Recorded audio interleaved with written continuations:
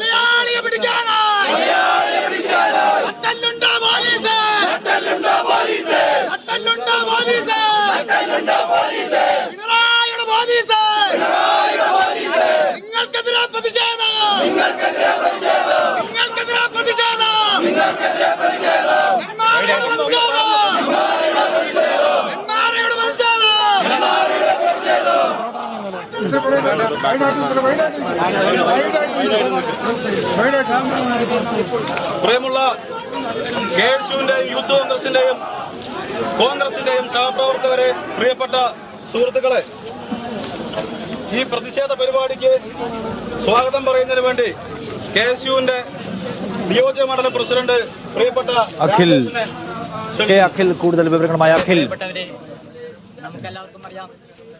കൂടുതൽ വിവരങ്ങളുമായി ചേരുന്നു. അഖിൽ, ഇത് വലിയ പ്രതിഷേധമായി മാറുകയാണോ പോലീസിനെതിരെ അവിടെ?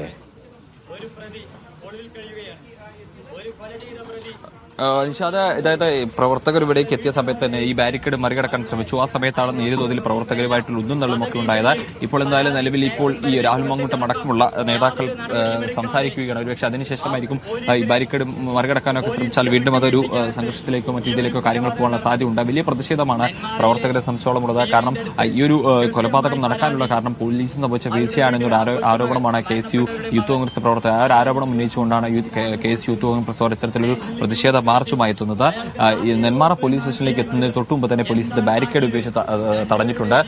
ഈ നെന്മാറ ബോയ്സ് ഹൈസ്കൂളിൽ നിന്നുമാണ് ഈ പ്രതിഷേധ മാർച്ച് ആരംഭിച്ചത്. അവിടെ നിന്നും ഈ ഇത്തരത്തിലൊരു 1 കിലോമീറ്ററിലധികം ദൂരം ഒരു മാർച്ച്, പ്രതിഷേധ മാർച്ച് പോലെ നടത്തിയാണ്. രാഹുൽ മാങ്കൂട്ടം MLA ആണ് ഈ പ്രതിഷേധ മാർച്ചിന് നേതൃത്വം നൽകുന്നത്. എന്തായാലും പെട്ടെന്ന് ഇവിടേക്ക് എത്തിയപ്പോൾ തന്നെ വലിയൊരു പ്രതിഷേധത്തിൽ അല്ലെങ്കിൽ വലിയൊരു അവസ്ഥയിൽ തന്നെയാണ് പ്രവർത്തകർ ഉണ്ടായിരുന്നത്. അവരാണ് ഈ ബാരിക്കേഡ് മറികടക്കാൻ ശ്രമിക്കുന്ന സമയത്തായിരുന്നു ഈ പ്രവർത്തകരുമായൊക്കെ തന്നെ ഉന്തും തള്ളും ഒരു നേരിയ സംഘർഷത്തിലേക്കൊക്കെ കാര്യങ്ങൾ പോയത്. എന്തായാലും ഇപ്പോൾ ഈ നേതാക്കൾ സംസാരിക്കുകയാണ്.